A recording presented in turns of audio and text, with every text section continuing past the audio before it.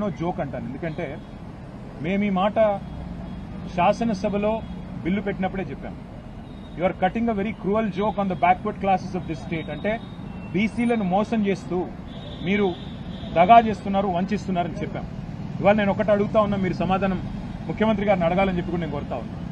42% రిజర్వేషన్లు అని ఢిల్లీకి వచ్చి డ్రామా చేస్తా ఉన్నారు. నేను కాంగ్రెస్ పార్టీని అడుగుతా ఉన్నా, మీరు బీసీ డిక్లరేషన్లో ఒక ఈ రిజర్వేషన్ల మాటను ఇయ్యలేదు. మీరు ఏమేం మాటలు చెప్పినారు? సంవత్సరానికి 20,000 కోట్ల బడ్జెట్ ఇస్తామన్నారు. 5 ఏళ్లలో 1,00,000 కోట్ల బడ్జెట్ బీసీలకు ఇస్తామన్నారు. BC sub plan పెడతామన్నారు.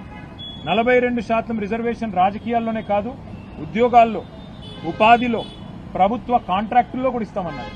నేను ముఖ్యమంత్రి గారిని అడుగుతున్నా, ప్రభుత్వాన్ని అడుగుతున్నా, కాంగ్రెస్ పార్టీని అడుగుతున్నా, మీ చేతుల్లో ఉన్నాయేమో చేస్తలేరు. మీ చేతుల్లో బీసీ సబ్ ప్లాన్ ఉన్నది, చేయండి. మీ చేతుల్లో బీసీలకు 1,00,000 కోట్ల బడ్జెట్ ఇచ్చే అవకాశం ఉంది, చేయండి.